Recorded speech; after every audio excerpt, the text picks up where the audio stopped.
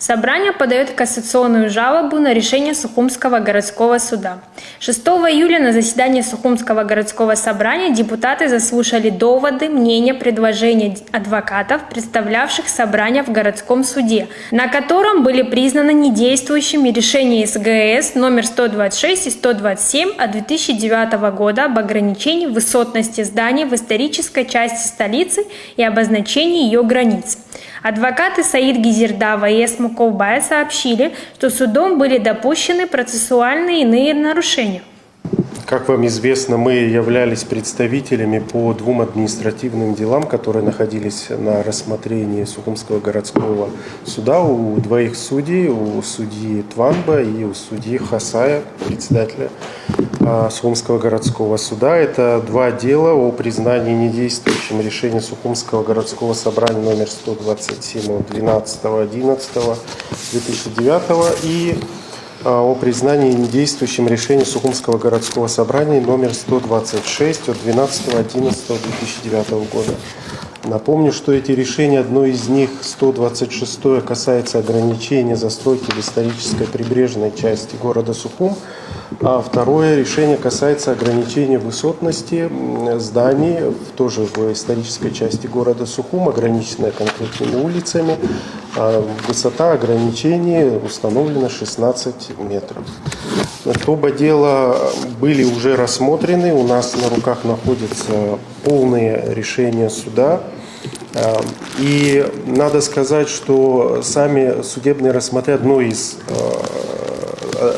из судебных дел, которое проходило под председательством судьи Тванба, но как бы в нормальном режиме, я полагаю, а второе, которое проходило под председательством судьи Хасая, оно проходило очень скоротечно, слишком быстро для того, чтобы разобраться вот с таким сложным делом.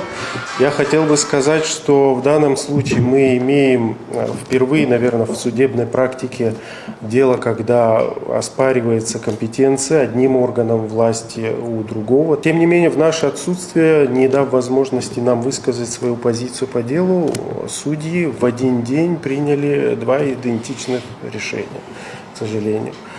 Вот. Сейчас мы считаем, что есть очень много оснований для обжалования, есть две группы оснований для пересмотра. То есть следующая инстанция, которая должна рассмотреть нашу кассационную жалобу, если она будет подаваться, это будет коллегия по административным делам Верховного суда Республики Абхазия, то есть туда мы планируем, да, если будет принято соответствующее решение, обращаться. Есть две категории основных оснований, это процессуальные, есть материально-правовые, которые связаны с применением закона. С материально-правовой точки зрения я хочу сказать, что суд не учел то, что собрание города Сухум, Сухумское городское собрание, обладает контрольными функциями в отношении администрации города Сухум. Так предполагается Конституцией, так предполагается законом об управлении в административно-территориальных единицах. Мы говорим о том, что в отсутствии необходимых документов, таких как градостроительный кодекс, генеральный план города, схема и план застройки города, правила застройки города, решения Сухумской городской администрации будут носить произвольный характер, что, в принципе, мы и наблюдаем. Вот, поэтому целью принятия данных двух решений было ограничение произвольности этих решений. В отношении администрации мы полагаем, что Сухумское городское собрание обладает контрольными функциями, их нельзя вот так вот отрицать. В тот момент, в 2009 году, вот эти решения, нормативная часть решения была опубликована в газете «Ахо Сухум», которая как бы являлась официальным изданием.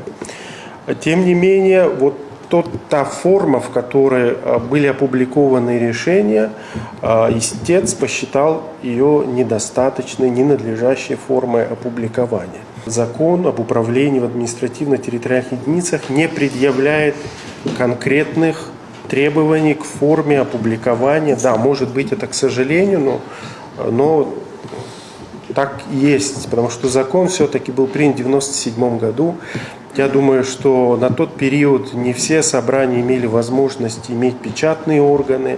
И тогда законодатель решил, ну уж в каком-то порядке, пусть даже упрощенном, эти решения могут быть опубликованы.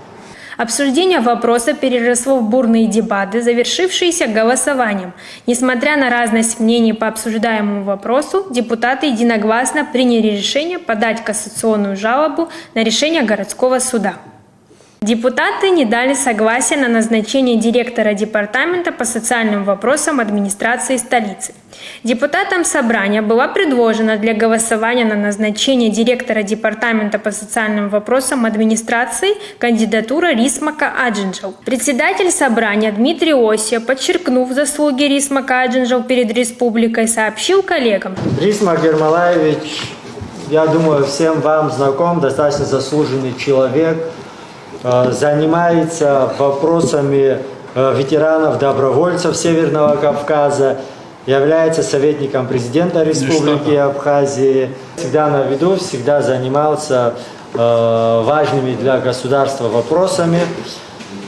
С 1 марта 2023 года является исполняющим обязанности директора департамента. Отвечая на вопросы депутатов, Рисмак Аджинджал подчеркнул, что структура новая, пока не сформирована, ведется подготовительная работа. Думаю, к концу года я смогу более четко рассказать собранию о деятельности департамента. Департамент включает в себя управление культуры, здравоохранения, образования, соцобеспечения, комитет по вопросам молодежи и спорта. Я понимаю, что предстоит сложная работа, нужны квалифицированные кадры. Над этим и работаю в данное время, сказал он. После процедуры тайного голосования выяснилось, что для дачи согласия на назначение Рисмака Аджинджал на должность директора департамента не хватило 2 голосов. Сухумское городское собрание приняло решение об увековечении памяти погибших в мартовской наступательной операции 1993 года Платона Бебия и Тамары Тарпа-Кугони. Решениями городского собрания мемориальные доски будут установлены на доме номер 7 по улице Джонуа, в котором проживал народный поэт Абхазии, кавалер ордена Ахзапша 3-й степени Платон Хуампович Бебия, на доме номер 124 по проспекту Аяйра, где проживал заслуженный учитель Абхазии, министр образования 1972 по 1992 год Тамара Ивановна Тарбу-Кугони, а также в микрорайоне массив Гумиста в память о погибших в мартовской наступательной операции 1993 года.